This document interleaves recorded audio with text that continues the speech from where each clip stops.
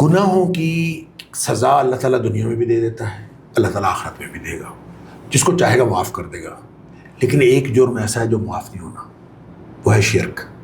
اللہ تعالیٰ نے 2 دفعہ قرآن میں فرمایا کہ اللہ تعالیٰ کبھی شرک کو معاف نہیں کرے گا، اس کے علاوہ جو چاہے گا معاف کر دے گا. اس کا مطلب ہے کہ آدمی اگر شرک نہیں کرتا نا، باٹم لائن یہی ہے کہ آدمی اگر شرک نہیں کرتا، اس کے جتنے بھی گناہ ہیں یہ بالآخر جنت میں چلا جائے گا.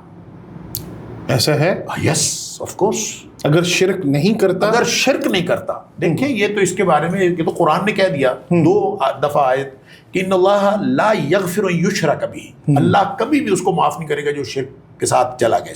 اچھا شرک معاف نہیں ہوگا اس کا مطلب یہ نہیں ہے کہ توبہ سے بھی معاف نہیں ہوتا. توبہ تو کر لے تو شرک معاف ہو جاتا. ٹھیک ہے، جو شرک پر قائم رہا، جو شرک پر مر گیا، ہاں کفر پر مر گیا، اس کا شرک یا کفر اللہ نے معاف نہیں کرنا. ٹھیک ہے. وَيَغْفِرُ مَا دُونَ ذَلِكَ لِمَن يَشَاءُ، اس کے علاوہ جو بھی ہوگا اللہ جس کو چاہے گا معاف کر دے گا. پھر کیا رہ گیا پیچھے؟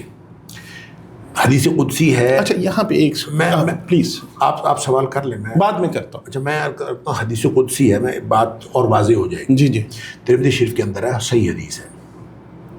اس میں حدیث قدسی وہ ہوتی ہے جس میں نبی کریم صلی اللہ علیہ وسلم یہ فرمائے کہ اللہ یہ فرماتا ہے. ٹھیک ہے. وہ اس کو حدیث قدسی کہتے ہیں. تو نبی کریم صلی اللہ علیہ وسلم اللہ تعالیٰ یہ فرماتا ہے. اس میں 3 بند ہیں اس حدیث کے، 3 سٹیپ ہیں.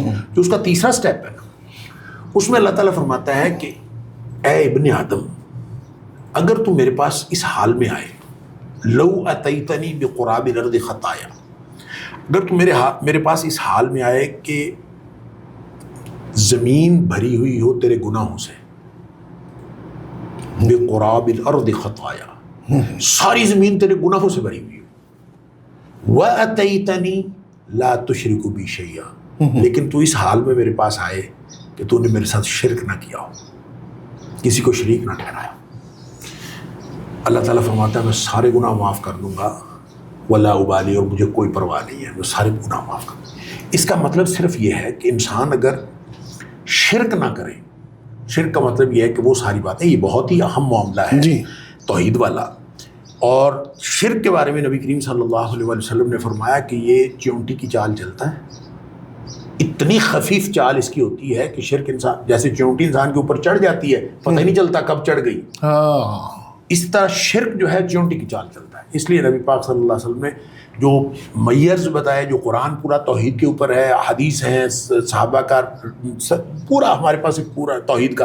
اور پھر توحید کی جو قسمیں بتائی گئیں علماء نے بتایا، توحید فی ذات ہے، توحید فی الافعال ہے، توحید اسماء و صفات ہے، توحید الوہیت، یہ ساری جو قسمیں ہیں، ان ساری چیزوں کو آپ سمجھتے جائیے. لیکن سب کے باوجود سمجھیے، عمل کیجیے، شرک سے بچیے، یہ کریے، سب کچھ کے باوجود نبی پاک صلی اللہ علیہ وسلم نے ایک دعا سکھائی.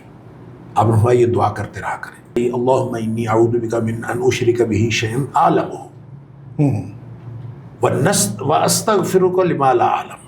اللہ میں ایسے شرک سے تیری پناہ میں آتا ہوں جس کو میں جانتا ہوں، اور میں ایسے شرک سے بھی معافی مانگتا ہوں جس کو میں جانتا ہی نہیں، جو انجانے میں انجانے میں جاتا. تو جو انجانا جانا ہر قسم کے شرک سے، یعنی ساتھ شرک سے بچنا ہے، ساتھ آپ نے دعائیں کرنی ہے اللہ سے کہ اللہ تو ہمیں شرک سے بچا.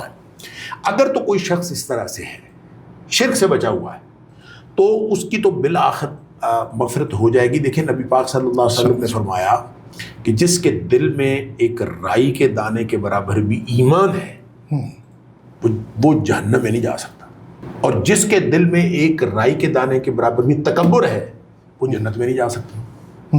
واہ، دونوں جس کے دل میں رائی کے دانے کے برابر بھی تکبر ہے وہ جنت میں نہیں جا سکتا.